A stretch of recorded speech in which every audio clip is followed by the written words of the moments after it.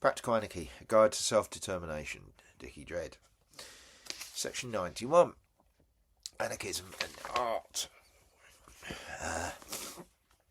Art has always been more than decoration. It can serve power or resist it. From monumental statues of kings to the branding of corporations, culture is often used to legitimise authority. But just as often, art becomes a weapon against hierarchy, a way of mocking rulers, imagining alternatives and sustaining communities in struggle. Anarchism has long engaged with this tension, insisting that creating flourishes most when freed from markets, censorship and state control. Literature and theatre. The written word has played a central role in spreading anarchist ideas. From the fiery pamphlets of the 19th century to contemporary zines, literature has offered not only arguments but stories of resistance. Fictions, such as Ursula K. Le Guin's The Dispossessed, explored anarchist societies in speculative form, sparking debate about freedom and responsibility. Earlier, Oscar Wilde's essay The Soul of Man Under Socialism argued that true art requires liberation from property and hierarchy. In theatre groups like the Living Theatre in the 1960s, staged collectives, confrontational performances that broke the fourth wall and invited audiences into acts of rebellion. The Yippies' blurred protest and spectacle, running a pig for president in 1968 to ridicule the electoral politics. And we'll have a section on anarchism and science fiction tomorrow. Visual art. Visual art too has oscillated between propaganda and subversion. The Dada movement during the First World War rejected both militarism and bourgeois culture, using absurdity as critique. Situationists in the 1960s scrawled graffiti such as "Beneath the Pavement, the Beach," turning city walls into revolutionary canvases.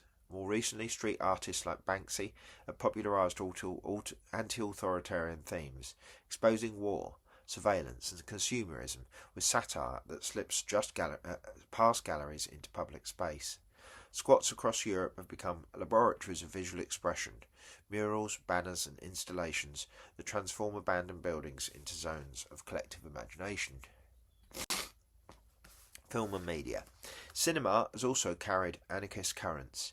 Independent filmmakers such as Peter Watkins used experimental forms to critique militarism and authority. Documentaries from the Battle of Orgreave to the Take show working class and horizontal movements not as relics, but as living possibilities. Digital culture has extended this further. DIY video, memes and remix culture embody the anarchist principle that creativity belongs to everyone, not a professional elite. Interesting thing about the memes there. Cross-connection with music and festivals.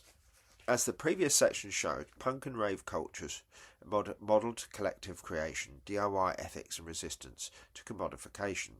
Extending this lens reveals a broader anarchist aesthetic, creativity as collective, participatory and irreverent. Festivals, squats, protest camps and art collectives all blur boundaries between art and life, performance and politics. Here, anarchism overlaps with cultural movements like surrealism, situationism and community theatre, each attempting to dissolve the line between everyday life and creative rebellion. Art as prefiguration. For anarchists, art is not only a mirror of oppression, but a rehearsal for freedom.